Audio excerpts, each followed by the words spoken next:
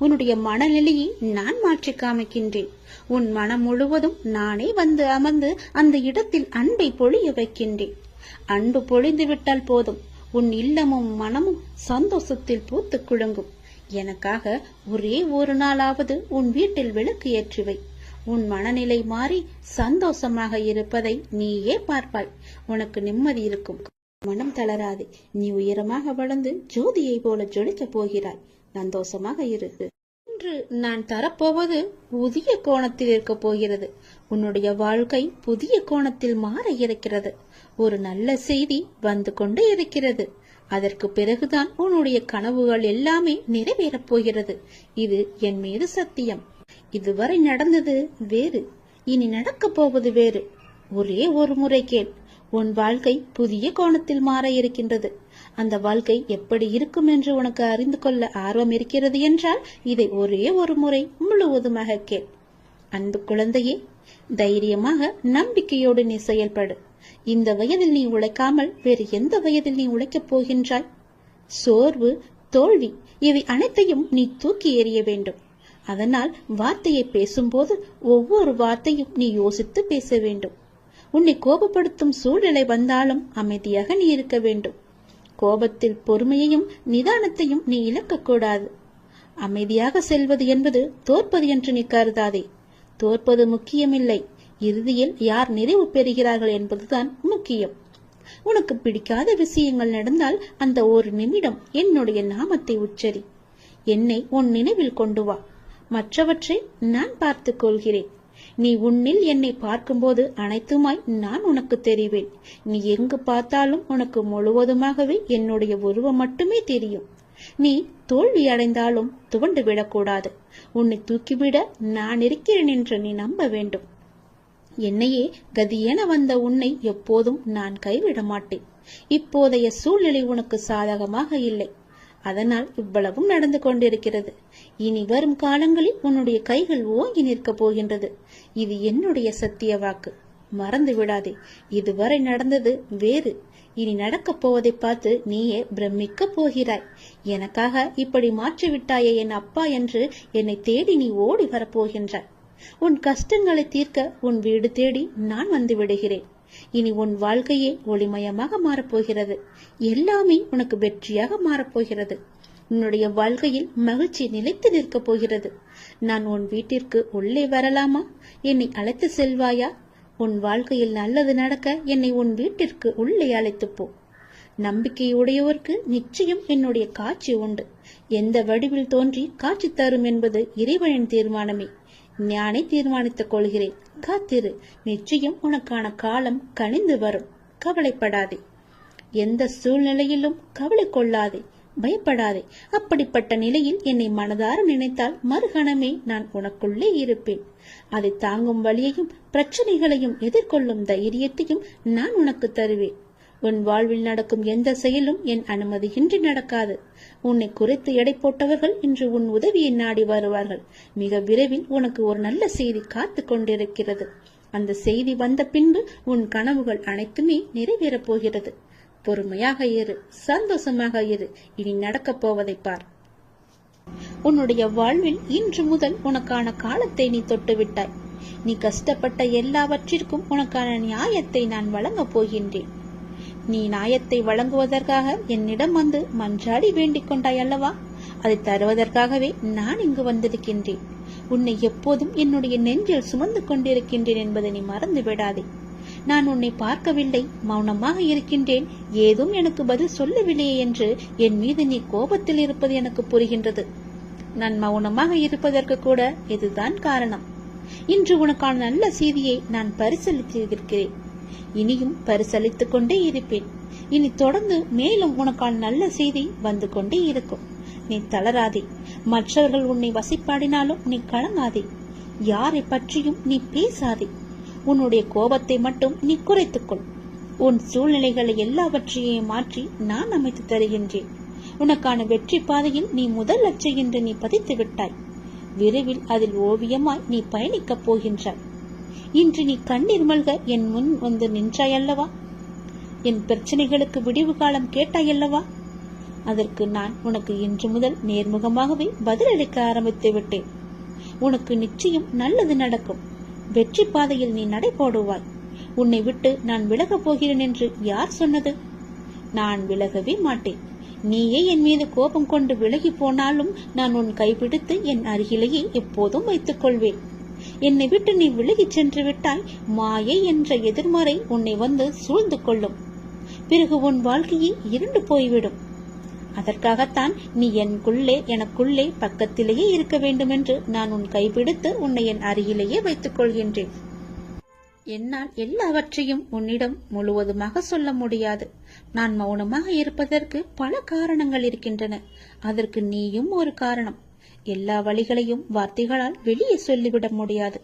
ஓசையின்றி மௌனமாக அழுகின்ற 1000 வழிகள் இங்கு எல்லோருடைய மனதிலும் உண்டு. ஒரு மனிதன் தனது துயரத்தில் தான் உண்மையான மனிதர்களை அறிகின்றான். அனுபவமோ ஒரு நல்ல பள்ளிக்கூடம். ஆனால் அதன் கட்டணம்தான் அதிகம். சந்தோஷத்தில் கை குலுக்கும் 5 விரல்களை விட கஷ்டத்தில் கண் துடைக்கும் ஒரு விரலே மேலானது. அது போலத்தான் உன்னுடைய ஒரு விரலாக நான் இருக்கின்றேன். உன் கஷ்டத்தை துடைப்பதற்காக நான் அந்த விரலாக இருக்கின்றேன். உன் விரலை நம்பாமல் யாரையோ நீ நம்புகின்றாயே. சில நேரம் கண்ணீரை துடைக்க யாரையோ நீ தேடுகின்றாயே. உனக்குள்ளே உன்னிடமே நான் இருப்பேன் என்பதை நீ மறந்து விட்டாயா? ஏன் இவ்வாறு செய்கின்றாய்? உன்னை நான் மறக்க மாட்டேன். உன்னை விட்டு நான் போகவும் மாட்டேன். உன் கஷ்டத்தையும் கண்ணீரையும் துடைப்பதற்கே நான் இருக்கின்றேன். நீ என் மீது கோபப்பட்டாலும் சிலவற்றைதான் என்னால் சொல்ல முடியும், முழுமையாக சொல்ல முடியாது. உன்னுடைய மனதில் எப்பொழுதும் அன்பை மட்டுமே வைத்துக்கொள். பாசத்தை மட்டுமே நீ வைத்துக்கொள். எதற்கும் நீ அஞ்சக்கூடாது. உன்னுடைய மனதில் நீ பயமே கொள்ளக்கூடாது. சோர்வு, கவலை, விரக்தி எல்லாம் உன்னை ஆக்கிரமித்துக் கொள்ளாமல் இரு தங்கமி. ஒவ்வொரு நிமிடமும் பொன் போன்றது. அதை தேவையற்ற எண்ணங்களுக்காக நீ வீணாக்கி விடாதே. எல்லோருக்கும் வாழ்க்கையில் சண்டை சச்சரவுகள் இருக்கத்தான் செய்யும். அதையெல்லாம் நீ பொருட்படுத்தவே கூடாது. சில விஷயங்களை அப்படியே விட்டு விடுவதுதான் உனக்கு நல்லது. ஏனென்றால் உன்னை சுற்றியுள்ள சிலர் பிரச்சனை பற்றி அறிந்தும் அறியாதவர்கள் போல உன்னிடம் நடித்துக் கொண்டிருக்கின்றார்கள். ஆனால் நீயோ அதை புரிந்து கொள்ளாமல் பிரச்சனைக்கான தீர்வை தேடி அலைந்து திரித்துக் கொண்டிருக்கின்றாய். அனுதினமும் உன்னை ஏதாவது ஒரு ரூபத்தில் வழி நடத்ததான் நான் முயற்சி செய்து கொண்டு வருகிறேன்.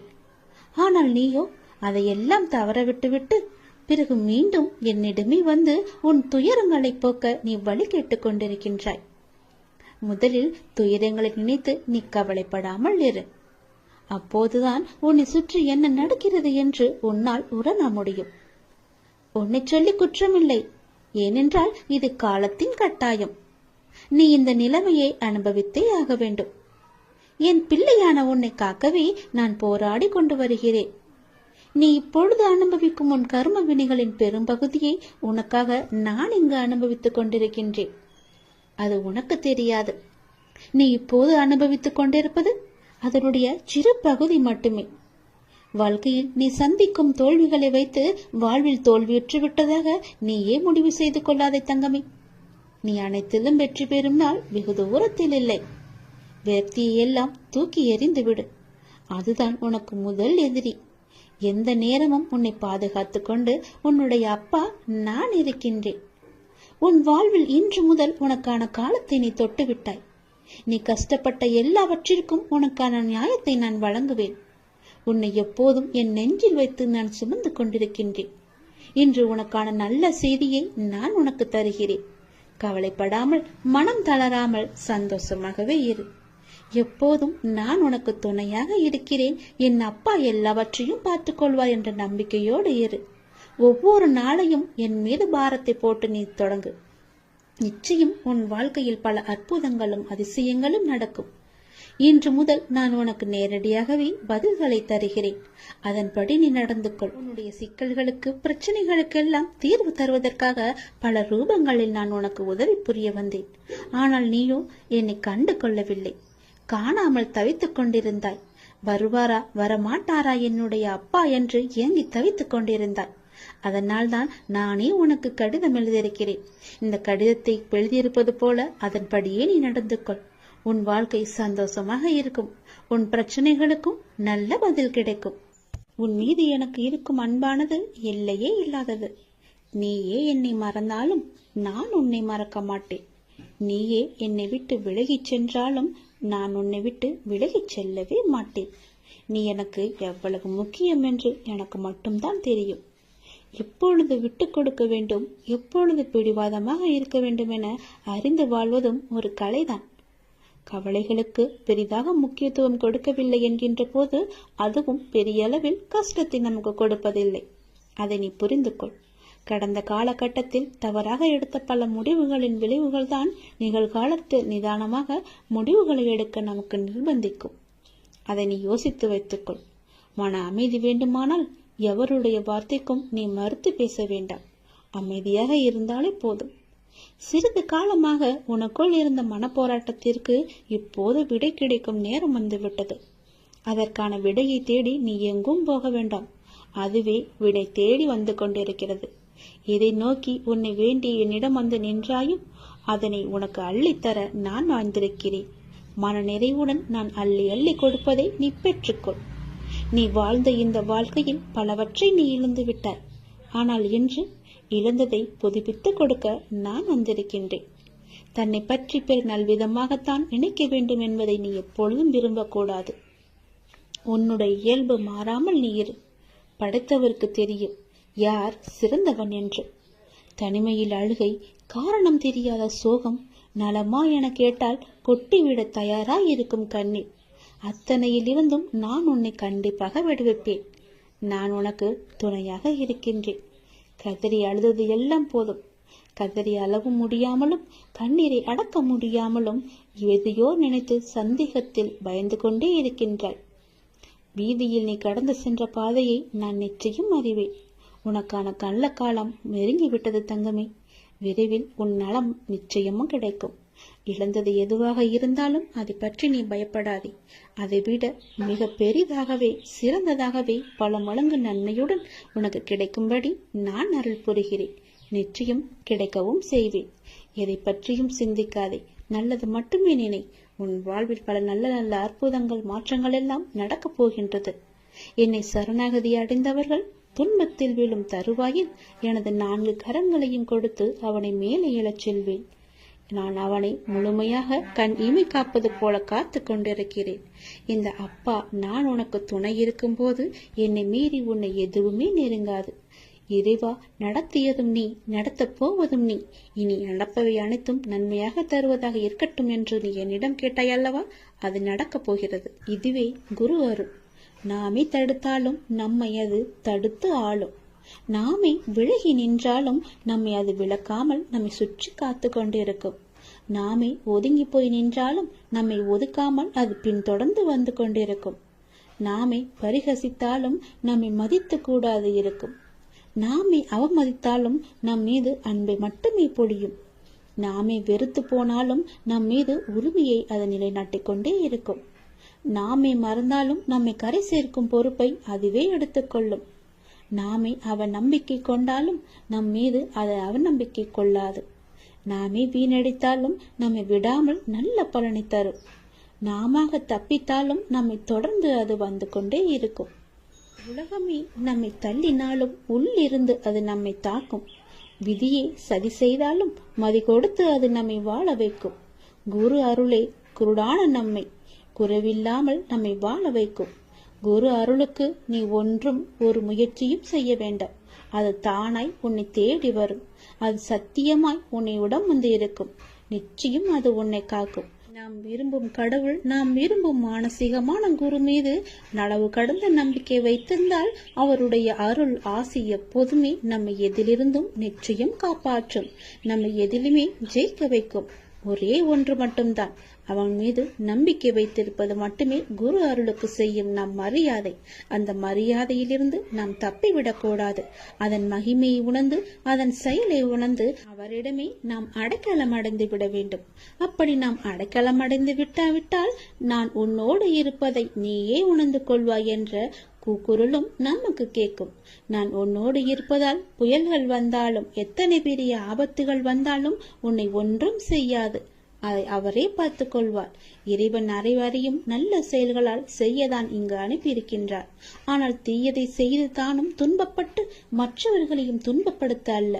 அதை நீங்கள் அனைவருமே உணர வேண்டும். எல்லாம் உங்கள் எண்ணங்களில் தான் இருக்கின்றது. நீங்கள் நினைப்பதுவே நீயாகமாகிறீர்கள். அதனால் நீங்கள் நினைப்பது நல்லதாக இருந்தால் உங்களுக்கும் நல்லது நடந்து கொண்டே இருக்கும். நான் உங்களை ஒருபோதும் ஒரு சூழ்நிலைக்கும் தனியாக அனுப்ப மாட்டேன். நான் உன் பின்னால் நடப்பதற்கும் உன் முன்னால் சென்று கொண்டிருப்பதற்காகவே நான் உன் துணையாக உன்னோடு வந்து கொண்டிருக்கிறேன். நீங்கள் இப்போது எந்த சூழ்நிலையை எதிர்கொண்டாலும் நான் உங்களுடன் இருக்கின்றேன் என்ற நம்பிக்கையுடன் இருங்கள். குருவின் அருள் உனக்கு எப்போதும் கவசமாய் காத்து கொண்டே இருக்கும். என்னை அருகாமையில் வைத்து பார்த்தாலும் சரி, தூரத்தில் இருந்து பார்த்தாலும் சரி, என்னுடைய அருள் உனக்கு நிச்சயம் பரிபூரணமாக முழுவதுமாகவே கிடைக்கும். நீ அதிலிருந்து எவ்வளவு பெரிய துன்பத்தில் இருந்தும் எளிதாகவே கடந்து வந்து விடலாம். 2 நிமிடம் நேரம் ஒதுக்கி கேட்பாயா? நீ கேட்பாய் என்ற நம்பிக்கையில் இதை நான் உனக்கு சொல்கிறேன். எனது அன்பு குழந்தையே, உனக்குள்ளும் வெளியவும் இருப்பவன் யார்? நான் தானே. நான் உன் கண்களுக்கு புலப்படவில்லையா? என்னை நீ மறந்து விட்டாய் என்று நான் நினைக்கின்றேன். என்னை பல முறை வந்தும் பார்த்தும் என்னை நீ உதாசீனப்படுத்தி விட்டாய் என்று நான் நினைக்கின்றேன். நீ அவ்வாறு செய்திருக்கிறாய் என்றால் அது உன் மனதுக்கு தெரியும். ஆனால் என்னிடம் பேசும்போது நடந்து முடிந்த கஷ்டத்தை பற்றியே நீ எப்போதும் புலம்பிக் கொண்டிருக்கின்றாய். எதற்காக? உன்னுடைய கஷ்டங்களை எல்லாம் நான் தான் ஏற்கனவே முடித்து விட்டேனே. அது தெரியாமல் இன்னும் நீ என்னில் புலம்பிக் கொண்டிருக்கின்றாய். புலம்பல்களை எல்லாம் முதலில் விடு. நான் உங்களிடத்தில் புலம்பக்கூடாதா என்றுதானே உன் மனதில் கேள்வி எழும்புகிறது. அப்படி உன்னிடத்தில் நான் கூறவில்லை. அதை நான் ஏன் கூறுகிறேன் என்றால் அதை தெளிவாக புரிந்து கொள்.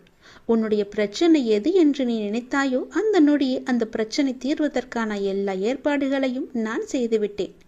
ஆனால் அது தெரியாமல் மீண்டும் மீண்டும் நீ புலம்பிக் கொண்டு என்னையும் உன்னையும் நீ வீணடித்துக் கொண்டிருக்கின்றாய்.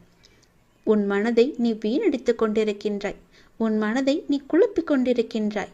என்னுடைய துணை உனக்கு எப்போதும் இருக்கிறேன் என்பதுதானே நான் உனக்கு சொல்ல வருவது. அதை நீ புரிந்து கொள்ளவில்லையா? நீங்கள் நேர்மறை சொல்லை தன்னம்பிக்கையாய் உன் வாயில் இருந்து முச்சரிப்பதை நான் செவியில் கேட்க வேண்டும். எப்பொழுதும் உனக்குள்ளே முழுவதுமாக எதிர்மறை சூழ்ந்து எப்பொழுதும் உன் வாயிலிருந்து வரும் வார்த்தை எதிர்மறையாகவே இருக்கின்றது. அது வேண்டாம் குழந்தையே. நேர்மறையை மட்டும் பேசுவதற்கு நீ பழகிக்கொள். தொலைந்து போன பொருளை நினைத்து நீ வருந்துவதால் நீ பெற்றது என்ன என்று ஒரு நிமிடம் நீ யோசித்துப்பார்.